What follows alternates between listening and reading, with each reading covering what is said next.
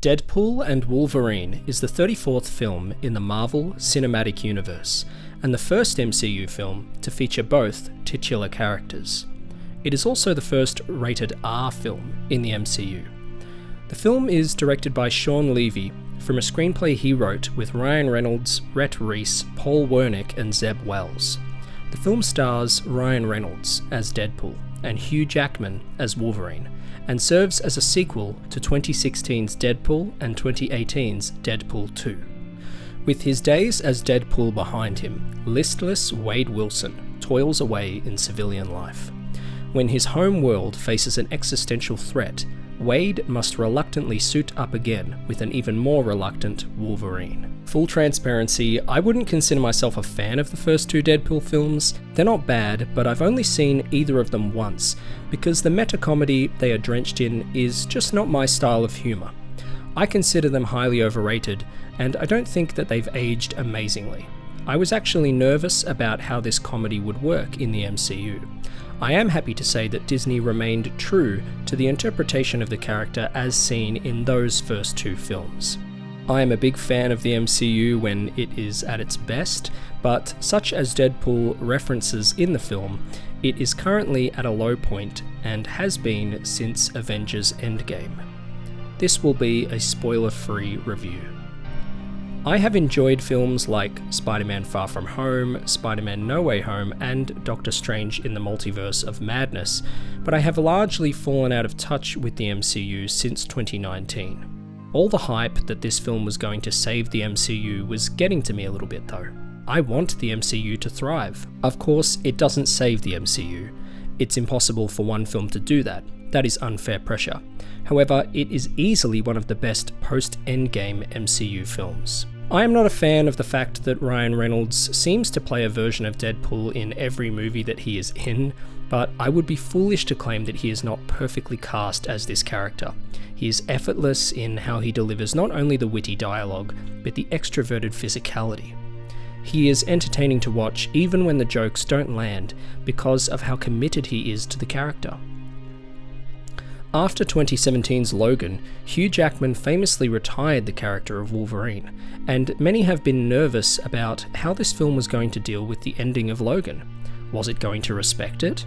All I can say is that the film addresses it in its first scene in a funny and action-packed way.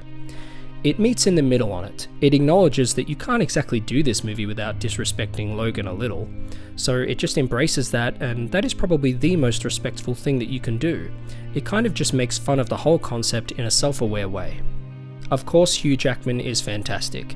He is the best thing about this movie, and he just brings 110% every time. The gory violence is cathartic as always. I have always thought that the MCU could do with a bit more visual impact when it comes to its violence. Of course, I don't mean this level, but it was satisfying to get this unhinged violence in the MCU nonetheless. This film is essentially a buddy cop comedy, which was a great approach to take. Reynolds and Jackman have fantastic chemistry, their back and forth is very entertaining, and it is the heart of what makes this movie enjoyable. There are two fight sequences in particular that were quite fun, one being between Deadpool and Wolverine crammed inside a car, which made great use of a small space like that, and one that is a single long take of bloody carnage set to Madonna's Like a Prayer. I won't say much about the latter as it is later on in the film. I loved the song choice though. I can't say that for the former fight scene in the car, as You're the One That I Want from Grease was on the nose. I really appreciated that long take action sequence because that kind of direction is rare in the MCU. I would have preferred a proper musical score as opposed to a hodgepodge of popular songs, as they often don't fit or serve to cheapen the experience, but this isn't the first time the MCU has done this. Look, maybe that's unfair to say in regards to the music, because this film does have a wildly different tone. I can't expect it to fall in line with more darker films in the series, that would be ridiculous. But still, this highly meta-comedic tone can't help but feel a little out of place in the MCU. As successful as it may be at carrying out its mission to take the piss, I personally prefer the MCU when it has serious stakes. This by design doesn't feel that way, and I can't imagine having Deadpool in an Avengers movie because of that. So in regards to the argument on whether this saves the MCU, I feel like Even though this is a really strong entry in the post-Endgame canon, it can't really save the MCU because it's sort of an offshoot anyway. It doesn't really play a role in the larger story, even though they haven't exactly been crafting much of a larger story recently. But it just feels completely different to so many of the other films. It's more like an entertaining detour than something that truly gets the series back on track. That would have to be a sort of return to form. That would have to be returning to the tone of Phase 3 for me, personally. Like I said, I am not a huge fan of this kind of comedy. It grates on my nerves after a while. I can acknowledge that quite a lot of it is clever in the way it's written and it's delivered very well, but it just doesn't make me laugh most of the time. I fully acknowledge that that is my personal taste, but that's what this review is about. I totally respect and love the fact that people are enjoying this film in spades. That's a really great thing. I did chuckle and smile throughout, but nowhere near as much as the film wanted me to. I found the first half of the film to be quite exciting. I didn't know where it was going to go, and I expected some big swings in the second half, but I found myself getting a bit fatigued as the story became more convoluted and reliant on investment in TV shows as well as the now dead 20th Century Fox universe of Marvel films. As is common with the MCU, the villain really did nothing for me here.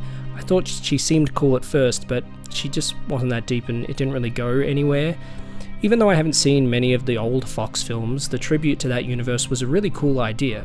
Now, due to a credits montage, the film seems to be claiming that it's a full-on tribute to the Fox films, but the film is hardly centered around that idea. Without spoiling anything, there are some pretty cool cameos here and they thankfully don't feel forced. The first cameo in particular is one I got a real kick out of. This film looks expensive, the special effects are fantastic, and the action sequences are staged reasonably well. Like most of the MCU films, the cinematography is bland and lacks imagination, which does hinder my enjoyment after a while. There are worse looking films in the MCU, that's for sure, but I wish that there was just a bit more visual flair. That being said, I've come to expect that this is how Disney clearly wants the MCU to look, as it provides a stylistic consistency across all of its films. I was keen to see how the film would poke fun at the MCU's recent critical and financial failures, but it never really cuts deep enough to truly make any kind of commentary. Still, I think it's a step in the right direction to, even through a few jokes in this film, to admit that it's kind of been a low point recently. While the movie did have a lot of fun elements, I didn't feel like it had a great structure to it. Not as good as the first two Deadpool movies at least. The story wasn't very compelling to me or that deep. I still appreciated that they tried to have some kind of a character arc with Wolverine. I would say that I enjoyed the film overall, mainly for the dynamic of Hugh Jackman and Ryan Reynolds, and that's what I will go back to the film for. This just isn't my style of comedy personally. I can't see myself returning to this film much in the future, but if I do, it will be for that Hugh Jackman and Ryan Reynolds dynamic. The attempt at an emotional core was just too thin for me. Most of the comedy is just the F word. I don't find the F word inherently funny. It doesn't pass for comedy to just say the word over and over because you can now that you're R-rated. You have to kind of integrate it in an interesting way. It might seem fun and shocking to hear that many F words in a Marvel movie now, but how is that going to age? I don't know. It probably won't play as excitingly on rewatch. Don't get me wrong, that isn't all of the comedy, but it's just a lot of it. Many people will enjoy this film, which is a great thing, but for me it is mid-tier Marvel at best. I'd still say that it is a much needed win for Marvel, and for the box office overall, which makes me very happy for the exhibition industry and optimistic for the future of this franchise. Despite my disillusionment with the MCU this decade, I am looking forward to Avengers Doomsday and Avengers Secret Wars. I imagine Wolverine will be in them, but will Deadpool be in them? I don't know. How Deadpool will fit in there tonally, only time will tell.